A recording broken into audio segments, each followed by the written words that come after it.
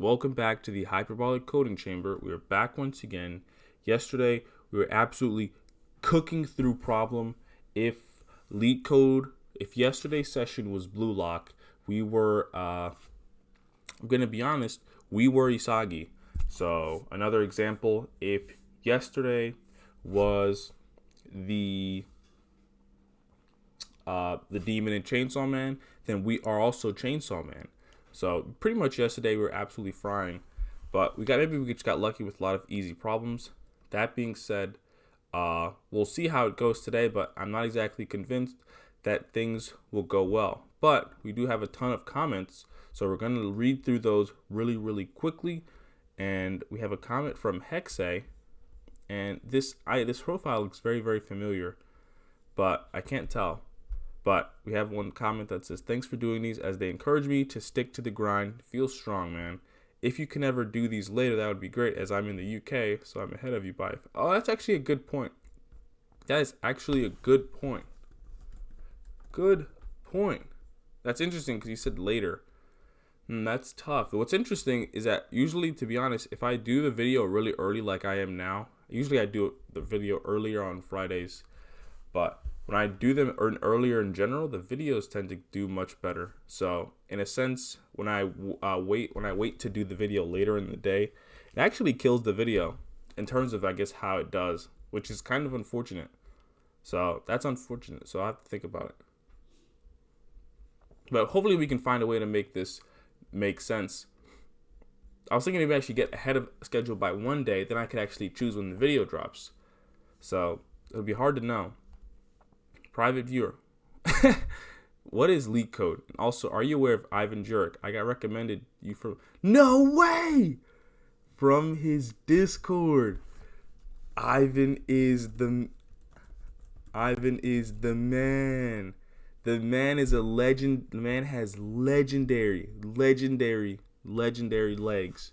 Also, legendary work ethic. So this is definitely... That is really cool. That is really cool. LeetCode is basically just... It is basically the crucible, maybe even the Colosseum of the programming gods. Challengers travel from across the globes in several universes to test their mettle against the monsters or beasts of man. Basically, it's pretty much torture. So that is pretty cool. That is pretty crazy. The idea of that is just crazy to me. That you got recommended this video from Ivan's channel. So that's really cool. No way. That's just really cool. So we have ice cream. I'm writing this just to give you another moment before. True. The realist. All right. Any way that we can stall before we actually have to do LeetCode is a W moment. Okay. So if we can waste any more time before LeetCode starts, that is incredible. So that would be ideal. So we have a comment from Spread that says, "Keep going every day until it gets easier, and then one day, bam, you'll be a beast. Hope you can keep it going until 365. Going to try to keep a routine going myself as well. We got this. Let's get to work, brother." Definitely some good motivational vibes today in the comments. Feel strong, man. Absolutely feels strong. That is actually pretty epic. Yeah, I definitely got to fix a lot of things about the video quality. So thank you for bearing with the video quality up until this point. So I have to get like an arm for the mic or something like that. But just legendary comments. Yeah, Ivan is the man. I mean, work. We got to get to work. What other reason are we on this planet but to work? Even if we were to make $1 trillion, there's no purpose unless we work. We work because in the end, we're just apes. And monkeys together strong. So there is no freedom from work, only more work. And in a sense, that's kind of reassuring. Except, when it's the right kind of work. Obviously, if it was a different kind of work, it would kind of suck. But it's just another way to say at least it's work we chose. So, yeah, it'll be interesting to see how things go from here. But, yeah, it's crazy because the last time I thought about how much time has passed, it was day 100. Now we're almost at day 171, and I can't even believe it because it doesn't really feel like any time has passed. Day 100 feels like yesterday. So maybe this has to do with a lot of different things. In a weird way, we are getting better. And certain problems, I think over the last week, some of the problems we solved, I didn't even read the whole thing. And it's one of those subtle signs that I think things are getting better. Because, you kind of get in there. You get into the crucible. You update your decision tree. Maybe it's 1.2 gigabytes, maybe it's 3 gigabytes. You're updating the decision tree. And then, from one day to the next, you're like, nothing's really changing. And then you'll do it. And then I did a couple of problems, and I was like, I would never have been able to solve this 60 days ago. And maybe this past...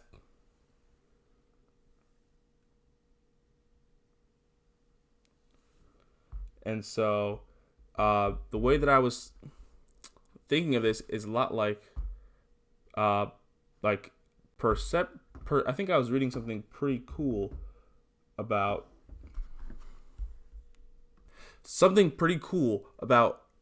perceptual learning, and maybe that's the wave, because perceptual learning, I think back in the day, pretty much TLDR, they had a whole thing called chicken sexing, and it was this whole thing about there were these chickens that were baby chickens. And back in the day, and I think maybe even today still, there was no way to tell whether or not a chicken was male or female, I think in the first week of birth. And this pretty much added a whole bunch of optimization to the whole process of chicken farming. So if you could tell which chickens were male, which ones were female, then you could shovel the ones that are going to be killed for meat, or shovel the ones that are going to be reproducing in two different buckets. The issue is you couldn't tell, right? So eventually the whole idea, I'm butchering this, but the whole idea of chicken sexing came about. It was pretty much this person who would look at a particular part of the chicken and be able to tell whether it would develop into a male or a female. And it became this crazy lucrative thing where if you were a chicken sexer in the 1900s, you were basically in a FANG company, because you were getting paid to fly around to pretty much do 1,000 chickens in a day and tell whether or not they were male or female. The issue was this task was so difficult that you had to be, there was a whole master and apprenticeship relationship. And the whole thing is just a testament to how humans learn, because it was impossible to tell. And the people who were doing the chicken sexing could take the chicken, move the part around a little bit. I'm going to say the part like it's a piece of technology, but they would move, I don't know what parts exactly, they would move some parts of the chicken around, and then they would be able to tell pretty much instantaneously whether or not it was male or female, just with, instantaneously within, and the accuracy was 95%. And the question, I think the reason that story is cool is because it's really a case study into how humans learn. And it's interesting to see how many people were able to learn this really, really, really niche skill that was actually very, very difficult to learn. But the knowledge they had was pretty much, I think they call it tacit knowledge, or other people might call it intuition. When you ask the chicken sexer why they knew that this chicken was male or female, they don't really know. They can't explain it. They just know that this was the right answer. And 95% of the time when measuring accuracy, it was. So it's just pretty crazy, because it just shows how you can learn with just good or bad feedback, basically. And that's the whole point of coaches. That's the whole point of, deliberate practice and all that. Basically, what I'm saying is, in some of these problems, we're reaching that point. Like, I was doing a problem the other day, and I only read half of the problem, but I already know the code to write. And then the code didn't work, or it didn't solve all the test cases. It wasn't passing any of them. And then for some reason, I knew to change one line to something else, and then all the test cases passed. but I don't really understand the problem, it's hard to explain. And I think that's the whole thing with the chicken sexing. It's hard to explain. So I think that's a good sign. That, granted, it doesn't happen for all the problems. Ideally, long term, this would become kind of like a reflex, and I'd be able to solve any problem I see instantaneously. But we shall see. Hopefully, these are good signs that we're making good progress, and maybe we can automate the perceptual learning process. But most of this information was from an article that I read, so maybe I'll put that down in the Discord in the description. But long video intro aside, it is very early and my brain hurts already. And I don't know if it'll be a good session, but we'll show up and we'll try anyway. And yeah, W comments all around. Thank you for everyone who's joined the Discord recently. And don't forget, if you want to find more information about how to join the Coliseum of Programming, you're going to want to join the Hyperbolic Coding Chamber. This is a coding chamber designed specifically for programming, and we just received more national resources from the United Nations to pour into the Discord. So we're in talks with all the stakeholders at Discord and pretty much most of the top tech companies to make sure that the Discord has enough resources to continue adding members. And those additions will only last for today, so you're going to want to join the Discord before we have to request additional servers. So we're just going to jump into it. Friday is typically a shorter session because I do have to be somewhere before work. So I think the best we can hope to accomplish is 38 minutes, which would be the remaining time. Actually, no. Actually, maybe. I think we could do this.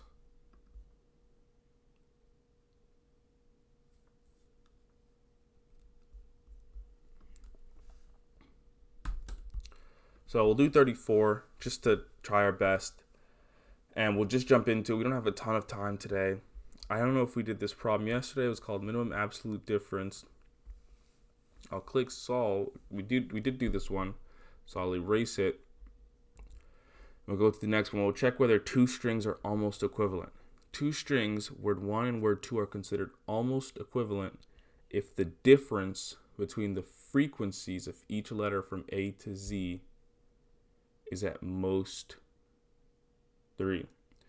Given two strings, word 1 and word 2, return true if word 1 and word 2 are almost equivalent or false otherwise. The frequency of a letter X is the number of times it occurs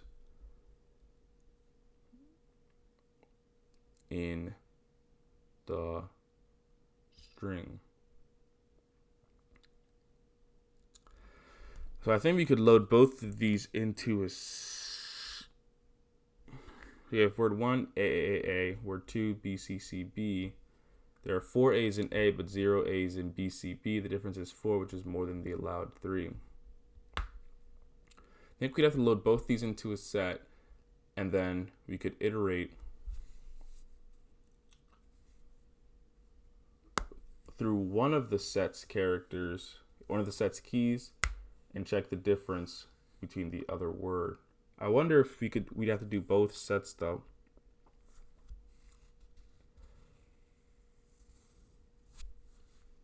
Both unique keys though for both. Because we wouldn't have to for this one. What if we swapped it? We'd still get the correct answer.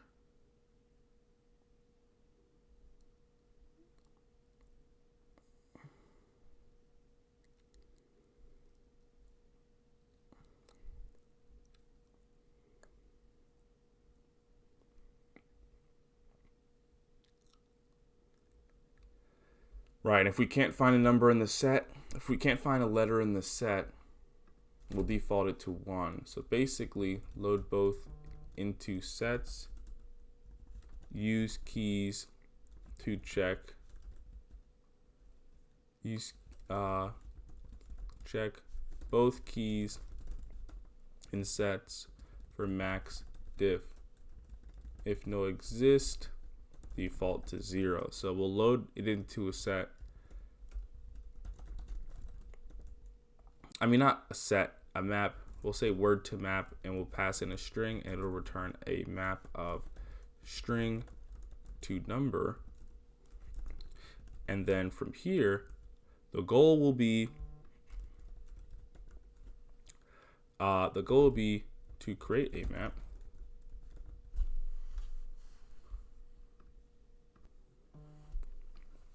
So we should be able to continue from here. We're just going to create the map, and then we're also going to return it. And you pretty much just need to do for const letter of s, right? We're going to say const values equal to, if the map already has an occurrence for that letter, then we're just going to get it. Otherwise, we're going to set it equal to 0. And then we're going to say map.set letter value plus 1.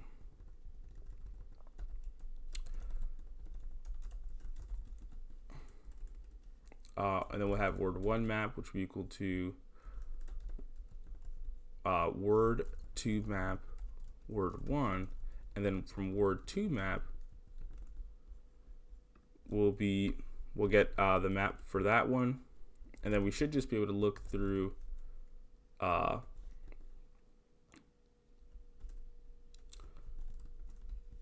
of word1 map,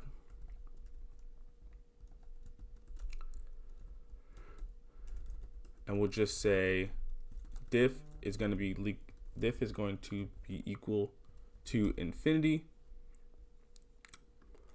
And we'll return true, right? And if any of these break the case, we'll just return false. So here we can just check, right? We'll let the word2 occurrence equal to word2 map dot get the occurrences for the key, and if it doesn't exist, we'll just return 0. We'll say math absolute value of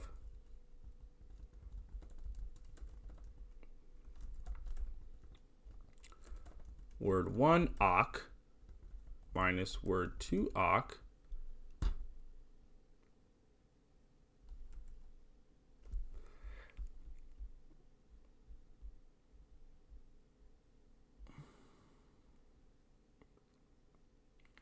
the frequency of each letter between word1. I got thrown off a little bit because I just had to check the door. Well, two strings are considered almost equivalent if the differences between the frequency of each letter from A to Z is at most 3. Right, and we'll say if this is greater than 3, we'll return false. And I don't think you need to do anything with diff. I feel like you can get away with only checking one of them.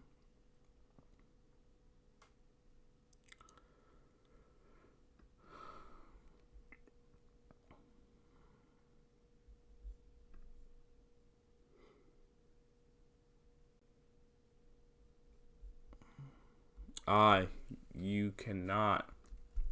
That is unfortunate. So we'll just change this to word2 awk, and then we'll change this to word1, and then we'll change this to word1. We'll change this to word2.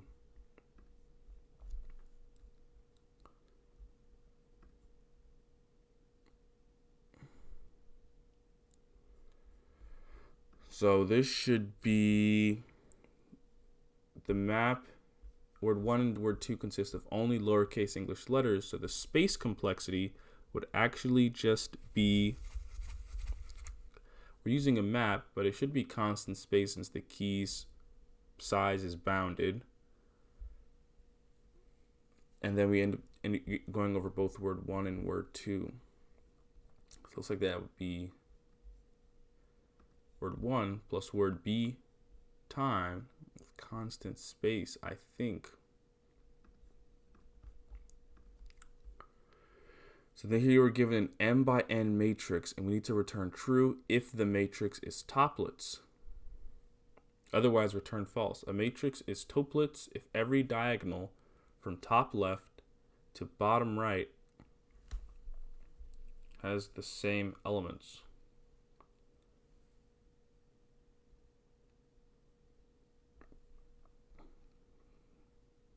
Matrix is Toeplitz if every diagonal from top left to bottom right has the same elements. So 9, this is fine. 5, 5, 1, 1, 1, 2, 2, 2, 3, 3, and 4. We have 2 here, which is fine, and 1, 2 has different elements.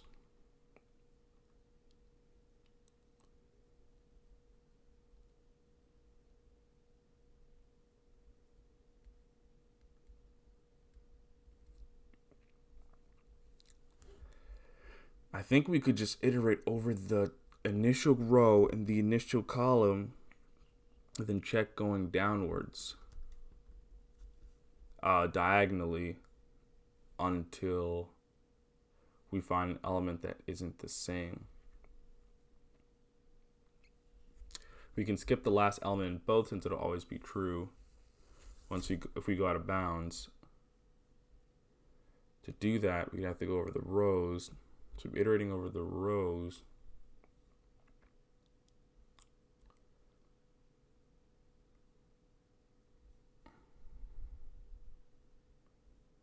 And then we'd have to do the columns. So start from rows, and then we could start from columns. And then for each one, we'll check Toeplitz.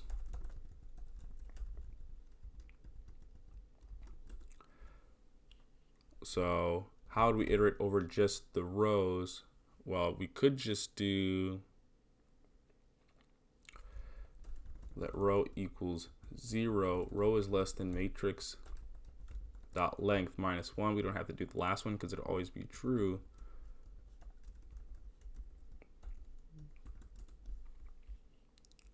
Row plus plus.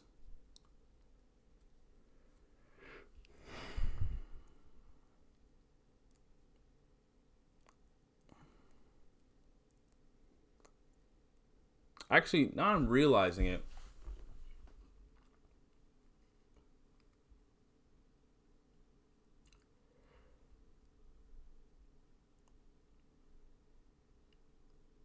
You could just sum all the numbers together.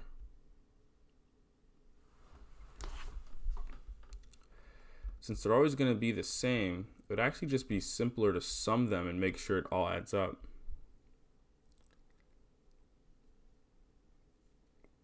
For example, if you have 1 here, you're going to have another 1, right? You'd add those together to get 2, and then you'd add the 2 edge pieces. Which means your total sum here should be 4 plus 2 gives you 6. If we sum all the values in the matrix and we don't get 6, then it's not Toeplitz.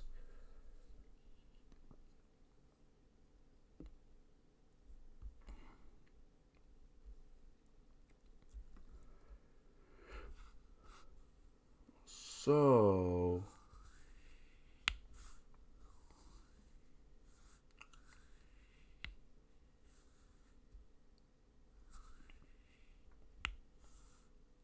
yeah, let's try that version. So we have 159. How would you actually sum it?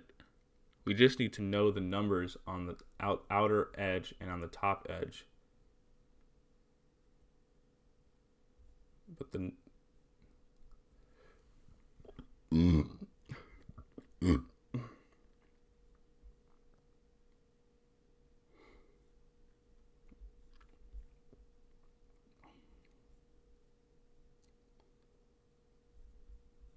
So let's do that. It actually ends up kind of being the same. You know what? First, let's just get the actual sum. So we'd have call. Call will be less than matrix sub row dot length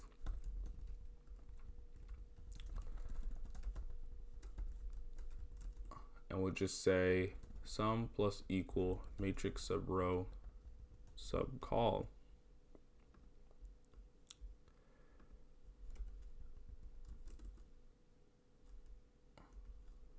Right, which is our actual sum. Now the correct sum, we could probably squeeze this into the same function, but I'll do it like this just to avoid it. Then we can have something like the correct sum. Then we can just check if sum equals correct sum.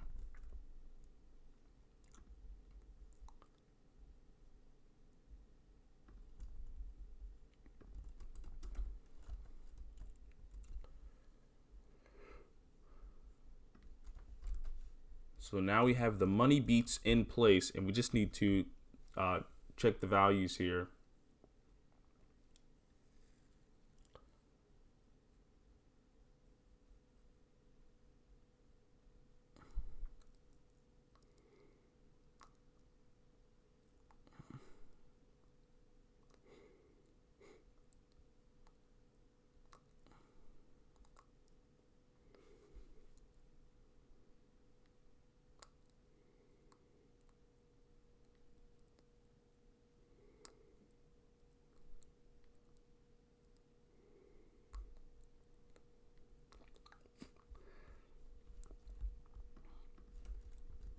So we just want to iterate over the rows. So here we just want to deal with 1 to 5. So we'll say matrix.length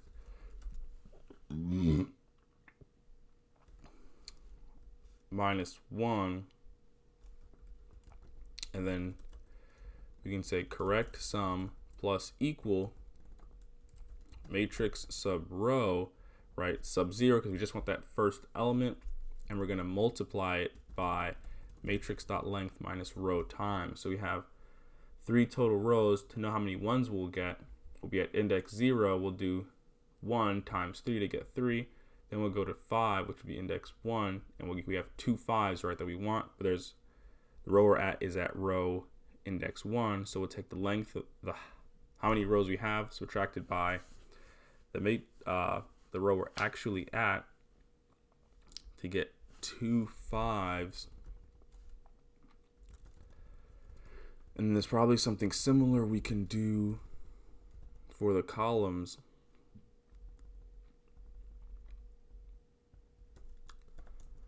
So we'll just do matrix sub 0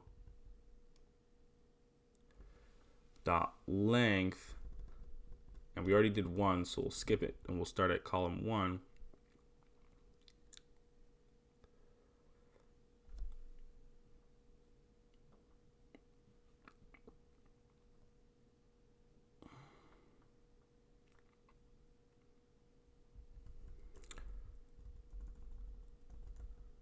And here we'll have matrix sub 0 sub call. All right, how many 2's should we have? So we want to do 2, right, times 3. Well, how do we get that? We can do the length of the row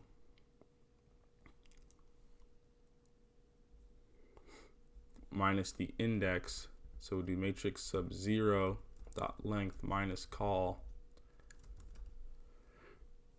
Matrix dot length will give you 4. 4 minus index 1 would give you 3 2's, and then we'd be at index 0 1 2, which would be 3 here. And then 4 columns minus index 2 would give you 2 3's. And then we would end up skipping 4. And then the final thing we just have to do would be able to make sure we add these corners on. And to do that, we have to add matrix sub matrix dot length minus 1 sub 0, and then we'd have to add the top right corner, which would be matrix sub 0 sub matrix sub 0 dot length minus 1.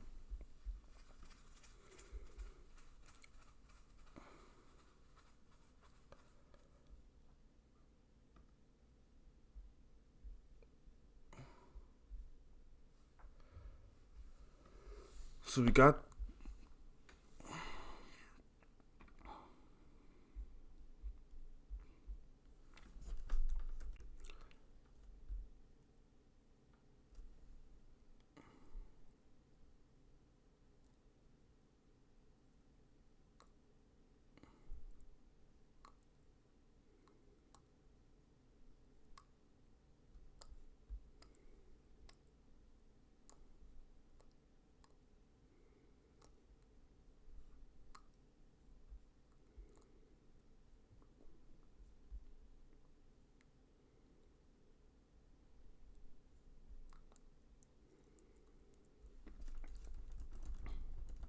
So I think we're off at least by a little bit. The actual sum of this is 3, 9, 12, 15, 19,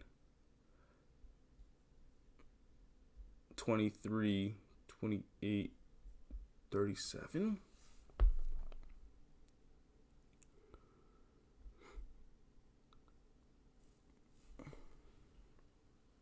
But the correct sum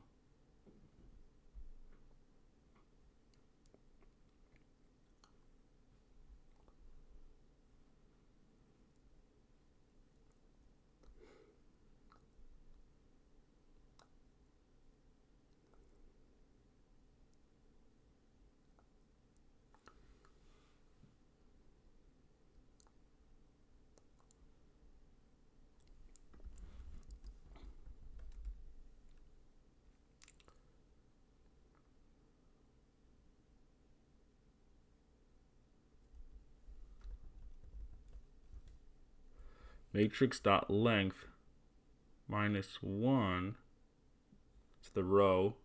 Oh, yeah, we actually know we'd get 9 sub 0. The matrix sub 0 sub matrix sub 0 dot length minus 1 to get the last one, which would be 4.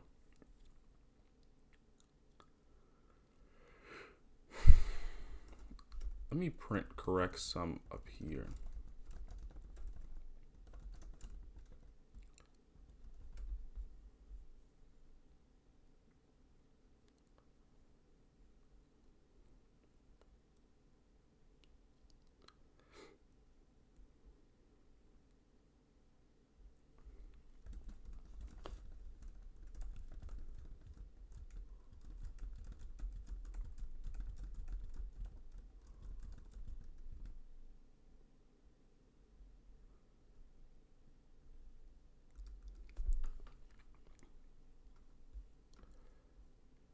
Something seems off.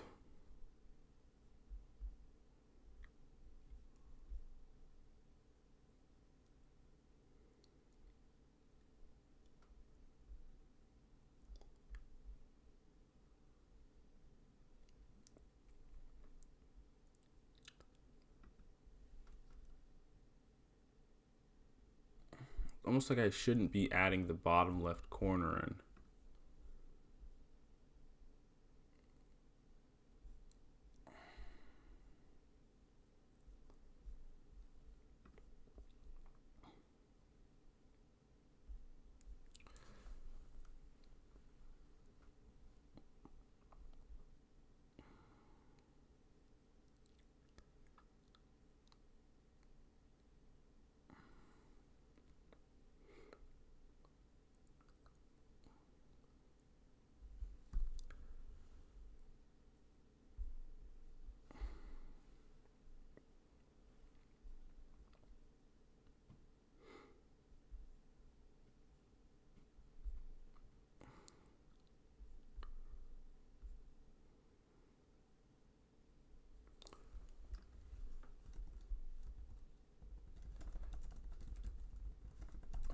Something seems off here. We have the matrix sum, which is equal to 63. If you add both 39 and 24, you do get 63, but the correct sum only ends up being 24.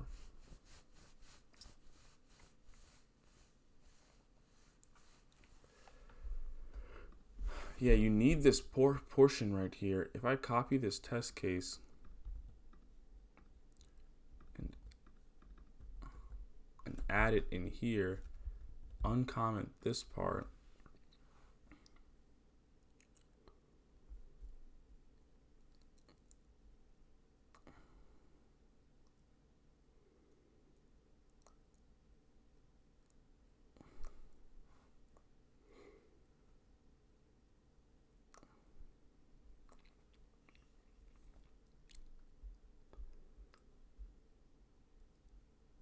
maybe we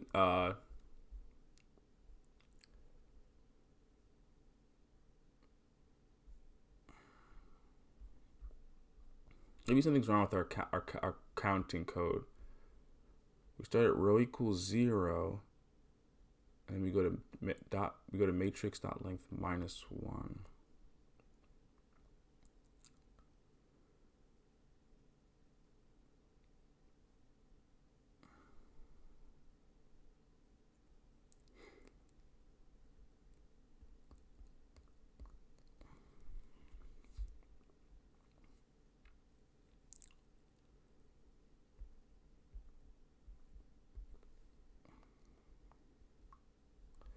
In fact, I don't even think we have to skip the last one.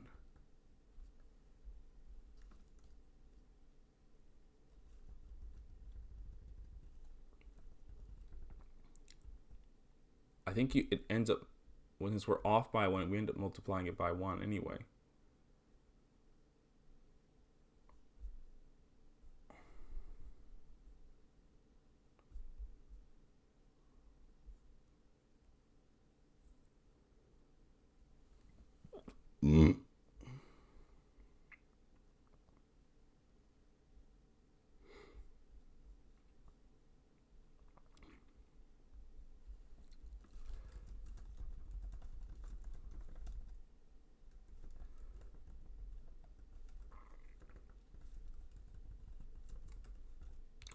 I need to think. I'm programming too much. We have matrix sub row. Should give you this row here. Sub 0, it should give you this element here, times matrix dot length minus row. The length is 3 minus row. We want to multiply 1 by 3. Then we're going to multiply. The next iteration will be 1. Row sub 0 sub 1 times matrix dot length minus row, which would give you 2.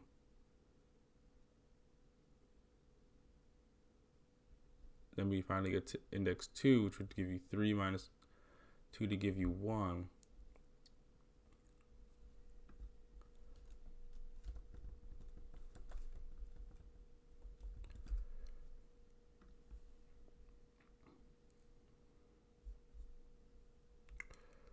So you get 159.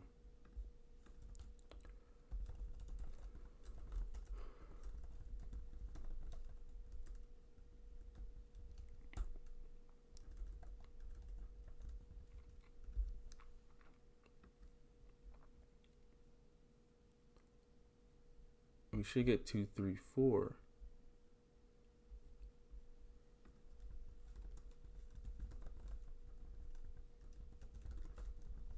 Maybe we'll put how many times it gets multiplied in as well, but this should be true. So 1 times 3, 5 times 2, 9 times 1, 2 times 3, 3 times 2, 4 times 1.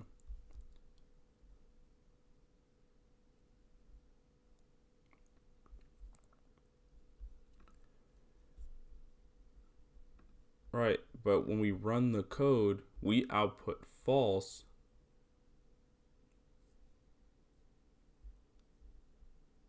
Because the matrix sum ends up being 38. Maybe, am I just not adding? Yeah, now I'm looking at it.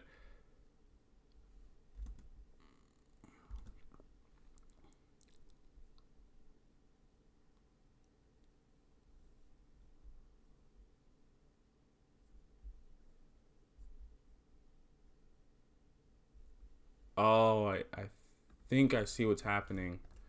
Oh man, I think it's literally,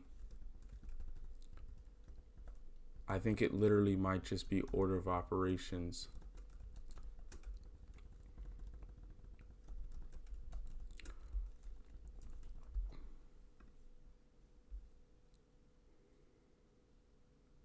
Oh man. Oh wait, no.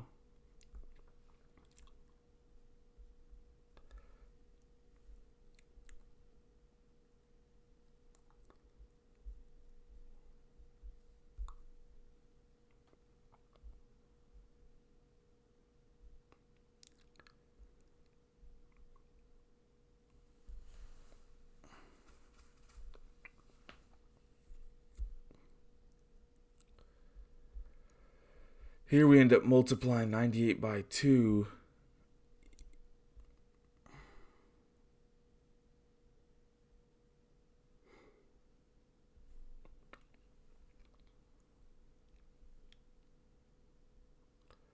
Honestly, the problem with the correct sum is that it assumes that the matrix... I should have just checked going diagonal. This got really messy.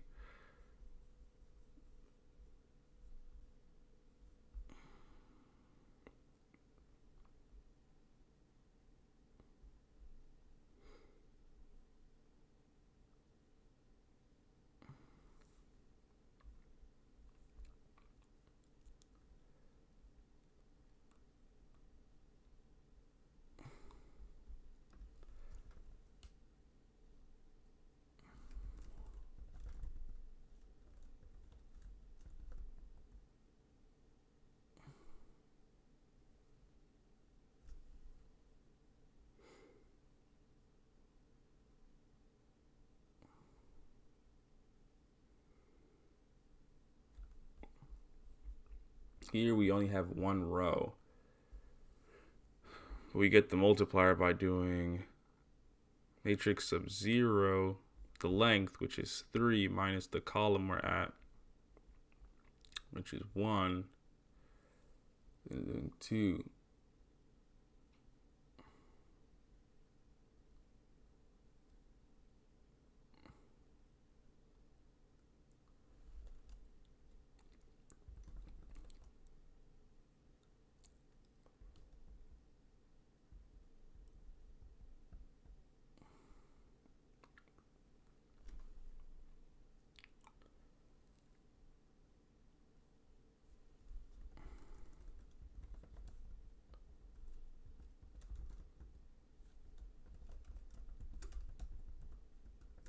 Oh, this is very bad. There's only 2 minutes left. We should just did the diagonal thing. Maybe there's still hope.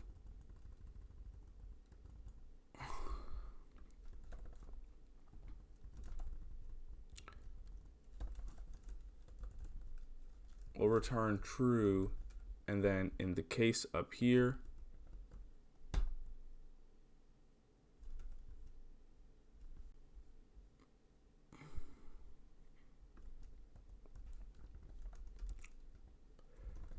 matrix sub row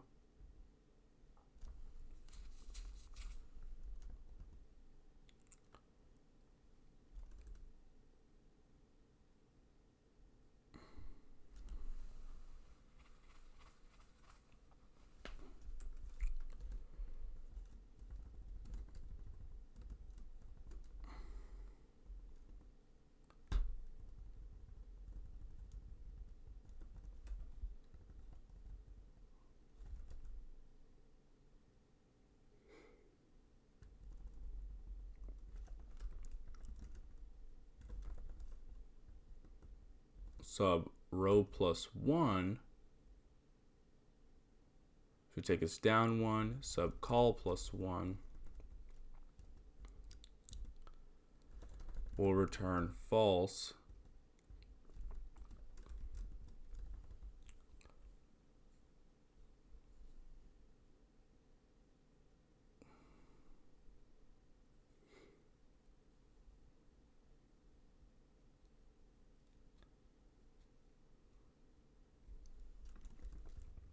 And we'll copy this line here. Start at col equals 1, and we'll go up to minus 1.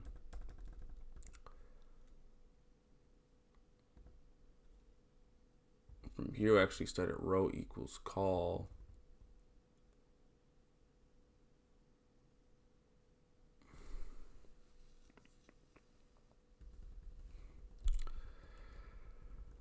Oh, my brain is fried.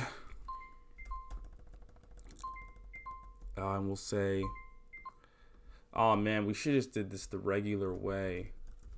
We'll say if matrix sub col, matrix sub row sub col. Yeah, we should just did this the regular way. We'll stop here. We should be able to solve this tomorrow though. I tried to do a different solution, but I guess you live and you learn.